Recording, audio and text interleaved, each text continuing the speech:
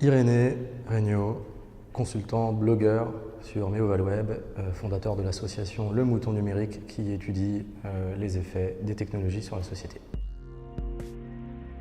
Les 15 premières minutes de 2001, l'Odyssée de l'espace, c'est quelque chose à voir, c'est extraordinaire. Nous, au Mouton Numérique, c'est Blade Runner. Bon, voilà.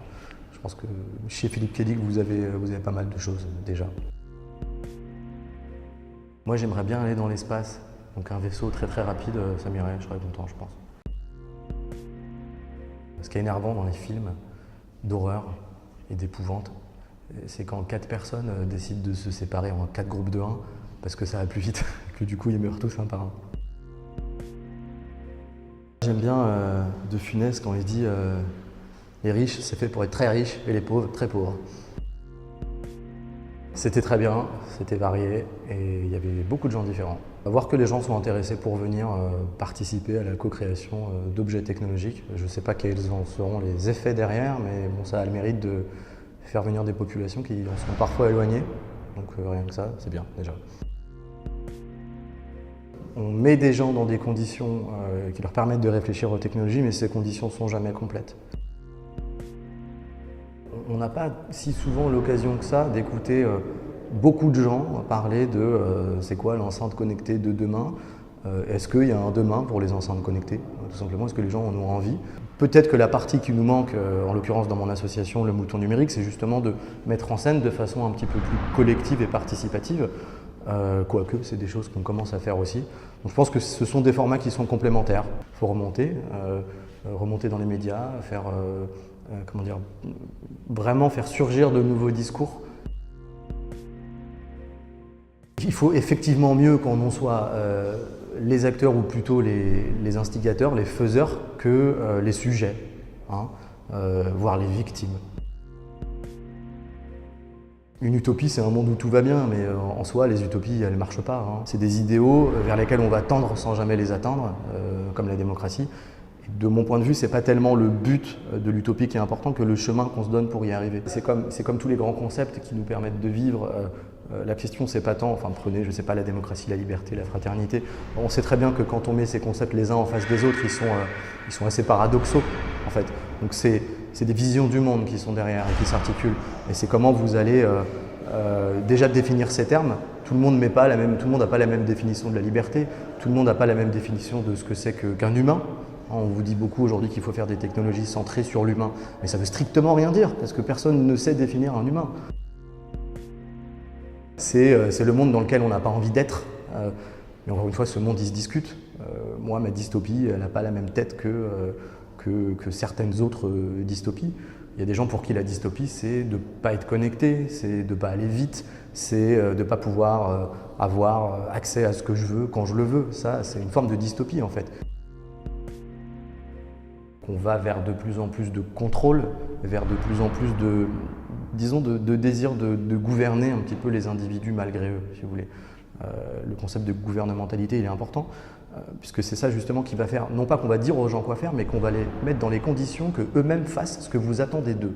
Et ça, c'est subtil et la technologie vraiment le permet, parce que dans la technologie, il y a des valeurs en fait, c'est des programmes politiques, les techniques et les technologies. Je ne crois pas qu'on va vers une dystopie à la 1984 avec un régime totalitaire qui va littéralement vous fliquer partout. On serait plutôt d'ailleurs dans un monde inverse, type meilleur des mondes, où pour le coup on va vous donner envie d'aller vers ce monde. C'est pour un positif qu'on critique la technologie et qu'on défend en contrepartie d'autres technologies, d'abord d'autres façons de les faire, donc de monter des protocoles techniques, scientifiques avec les gens, d'autres façons de créer des services qui répondent à des vrais besoins et pas à des besoins supposés, et puis d'autres façons de mesurer à quoi servent ces services, de les améliorer sur le long terme, etc. On ne donne pas aux gens les moyens déjà de comprendre et ensuite de faire, ou plutôt l'inverse, de faire et de comprendre en faisant. Donc on a peur de ce qu'on ne connaît pas, c'est normal. Tant qu'on ne remettra pas un peu de démocratie dans la technologie, on en aura peur, parce qu'on a toujours peur de ce qu'on ne décide pas. Moi j'ai bien aimé celui où les personnages ont des lentilles sur les yeux et qui peuvent revivre leur vie en temps réel, revivre des passages, se fliquer entre eux, et puis surtout, ouais, c'est ça, le réel est tellement appauvri en fait, qu'ils ont besoin de revivre des moments passés qui ont été mieux. Et pour le coup, ça va totalement à l'inverse de ma philosophie. Un épisode sur justement les gens qui ne regardent que ça, et qu'est-ce que ça leur fait, ça m'intéresserait. Je pense que ça pourrait être assez terrible. Ça serait un méta Black Mirror en fait. La science-fiction, culturellement, c'est quelque chose de très fort.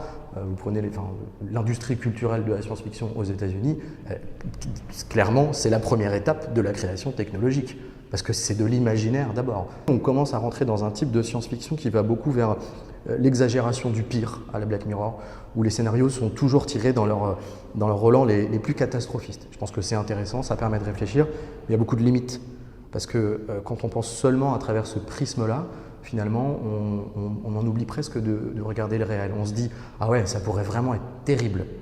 Et on en oublie qu'en fait, par certains aspects, c'est déjà un peu terrible en fait. Mais comme on se dit « Non, mais c'est de la science-fiction, t'inquiète pas, ça n'arrivera jamais », et à se demander si ça ne fait pas un peu mieux passer la pilule sur le réel. Tout dépend de quelle science-fiction. Vous avez des tas de films, vous prenez le blockbuster américain, il donne extrêmement envie. Quand vous aviez dans Retour vers le futur, alors je ne sais plus si c'était le 1 ou le 2, le type qui met sa pizza et puis qui appuie sur un bouton, la pizza grossit. Je pense que ça a donné envie à plein de gens. Le overboard aussi, ça a donné envie. Il ne faut pas se bloquer sur les imaginaires. La question qu'il faut se poser aujourd'hui, c'est dans quel monde on veut vivre et quel monde on veut laisser à nos enfants. Il n'y a qu'une seule question, c'est celle-là.